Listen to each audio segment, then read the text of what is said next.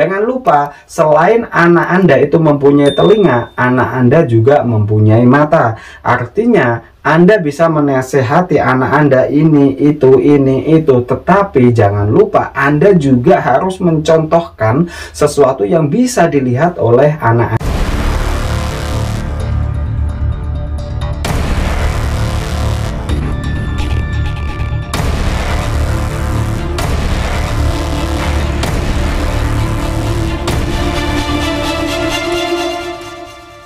Assalamualaikum warahmatullahi wabarakatuh, sahabat-sahabat saya yang saya cintai, khususnya bapak-bapak dan ibu-ibu yang sudah mempunyai anak. Maka ilmu ini sangat penting sekali untuk disimak sampai selesai, sebab setiap orang tua pasti menginginkan yang terbaik untuk anaknya. Setiap orang tua pasti menginginkan anak-anaknya menjadi orang yang sukses, bukan hanya sukses secara lahiriah, namun secara batiniah dia juga sukses. Artinya anaknya juga bahagia di dalam hatinya. Karena ada juga anak yang seolah-olah dia adalah sukses, dia menjadi anak yang sukses sesuai harapan orang tua, tetapi anak tersebut dia mengalami depresi, mengalami tekanan batin, sehingga dia merasa tidak bahagia karena dia merasa bahwa dia bukanlah dirinya yang sebenarnya, tetapi dia hanyalah perwujudan dari keinginan-keinginan orang tuanya yang egois. Sahabat-sahabat saya yang saya cintai, ada beberapa ilmu parenting yang wajib diketahui oleh setiap orang tua. Yang pertama adalah ketika anak sering mengganggu orang tua, ini artinya bahwa si anak membutuhkan perhatian dari orang tua. Bisa jadi orang tuanya sibuk dengan dirinya sendiri sehingga jarang mengajak anaknya untuk bermain. Makanya ketika orang tuanya sibuk, si anak mengganggu orang tua. Atau sudah sering diajak bermain, tetapi ketika orang tua sibuk, orang tuanya tidak memberikan mainan kepada anaknya, atau tidak menyuruh orang lain untuk menemani si anak, sehingga anak merasa kesepian dan akhirnya selalu mengganggu orang tuanya sendiri. Sahabat-sahabat saya yang saya cintai, ilmu parenting kedua yang wajib Anda ketahui adalah ketika anak suka berbohong, maka pasti ada penyebabnya. Penyebabnya macam-macam, tetapi yang paling inti adalah dia pernah jujur, tetapi kejujurannya justru membuat orang tuanya marah berlebihan terhadap si anak, sehingga anak memutuskan untuk melakukan kebohongan demi kebohongan. Akhirnya dia seringkali menjadi seorang pembohong. Karena apa? Dia pernah jujur, tetapi kejujurannya tidak dihargai. Jika anak Anda mengatakan sebuah kejujuran, meskipun kejujuran itu sangat pahit untuk Anda dengar, maka hargailah kejujurannya. Kalaupun kejujurannya ini memang membuat Anda marah karena dia melakukan sebuah kesalahan fatal, tapi jangan lupa Anda menghargai kejujuran dia. Jangan lupa untuk memuji kejujuran dia, meskipun ujung-ujungnya Anda akan ngomelin dia. Ilmu parenting yang ketiga yang wajib Anda ketahui adalah ketika anak Anda menjadi sangat cengeng, menjadi rewel, dan menjadi penakut, maka penyebabnya adalah Anda terlalu banyak memberikan peraturan kepada dia, sehingga dia takut untuk berimprovisasi. Dia mau melakukan ini takut salah, dia mau melakukan itu takut dimarahin, sehingga ini membuat dia seolah-olah terkekang. Karena jiwanya, batinnya terkekang, maka anak ini serba salah.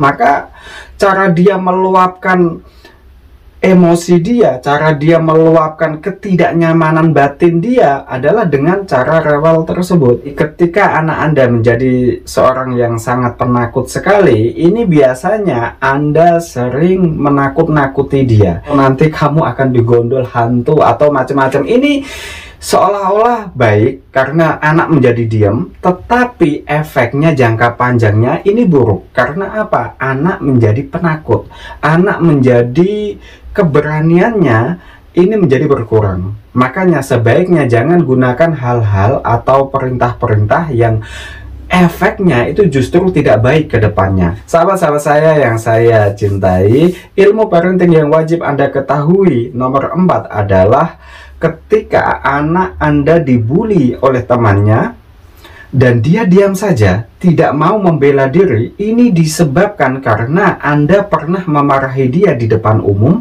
atau Anda pernah memarahi dia di depan saudara kandungnya sendiri. Intinya, ketika Anda memarahi anak dan ada orang lain di situ, maka anak menjadi down. Ini bisa mengakibatkan batin si anak ini mengalami kegoncangan jiwa yang akhirnya dia menjadi seorang yang paranoid, dia menjadi orang yang takut, dia menjadi orang yang mentalnya down, dia menjadi seseorang yang ibaratnya minder dengan lingkungan sekitar. Makanya ketika Anda ingin memarahi anak Anda, pastikan bahwa anak Anda ini tidak dilihat oleh teman-temannya, tidak dilihat oleh orang lain, karena kita harus bisa menjaga perasaan anak. Bukan hanya orang tua saja yang mempunyai perasaan, anak-anak pun juga mempunyai perasaan. Sahabat-sahabat saya yang saya cintai, ilmu parenting selanjutnya yang wajib Anda ketahui, nomor kelima adalah ketika anak Anda suka sekali merebut mainan orang lain padahal Anda sudah membelikannya. Ini disebabkan karena Anda sering membelikan mainan tetapi yang memilih adalah Anda, bukan anak Anda, sehingga dia merasa tidak puas dengan mainannya, sehingga dia merasa bahwa mainan dia itu bukan milik dia dalam anggapan dia, meskipun Anda membelikan untuknya. Next, selanjutnya ilmu parenting yang wajib Anda ketahui adalah ketika anak Anda sulit sekali mandiri, ini disebabkan karena Anda tidak melatihnya. Ini disebabkan karena Anda terlalu memanjakannya. Sebaiknya Anda memang perlu mengajari anak-anak Anda untuk merapikan mainannya setelah dia bermain, merapikan buku, merapikan tasnya setelah dia belajar. Ini harus Anda mulai, ini harus Anda perintahkan kepada dia sehingga dia tahu, oh tanggung jawabnya kayak apa. Oh, setelah saya bermain, saya diizinkan bermain, maka nanti ketika selesai maka harus dirapikan kembali. Ini efeknya baik sekali jika Anda bisa memerintahkan hal seperti ini kepada anak-anak Anda, sebab ini melatih kemandirian si anak Anda. Sahabat-sahabat saya yang saya cintai, selanjutnya ilmu parenting yang wajib Anda ketahui yang nomor ketujuh adalah jika anak Anda mudah sekali dengki, mudah sekali dendam, ini disebabkan karena Anda pernah atau bahkan sering membanding-bandingkan anak Anda dengan orang lain.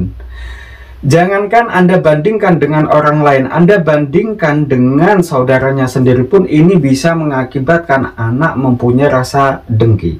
Jika Anda membandingkan anak Anda si kecil dengan si yang sudah dewasa, nanti dia akan dendam kepada kakaknya. Anda bandingkan dengan anak tetangga, dia dendam dan dengki dengan anak tetangga. Makanya tidak baik membanding-bandingkan anak Anda, sebab setiap anak itu hakikatnya adalah istimewa, tergantung cara dia memanfaatkan keistimewaannya nanti ketika dia sudah dewasa. Sahabat-sahabat saya yang saya cintai, selanjutnya ilmu parenting yang wajib diketahui oleh semua orang tua adalah yang nomor ke-8. Jika anak Anda sering sekali marah, maka ini disebabkan karena Anda pernah memojokkan dia, Anda pernah menyalahkan dia yang secara berlebihan, sehingga ini emosinya menjadi labil. Sehingga emosi si anak ini menjadi mudah meluap, mudah sekali ekspresikan. Ketika dia memang salah, Anda perlu menegurnya, tetapi jangan lupa untuk menyemangati dia. Jangan lupa katakan bahwa setiap orang memang mempunyai kesalahan dan nanti adik bisa menjadi lebih baik. Nah, katakan hal-hal yang seperti itu yang sifatnya memotivasi dia. Anda memarahin dia tetapi juga membangkitkan kesadaran dia. Itu jauh lebih bagus daripada Anda cuma memarahi dia, daripada Anda cuma memojokkan dia, menyalahkan dia, tapi Anda tidak pernah memotivasi anak Anda.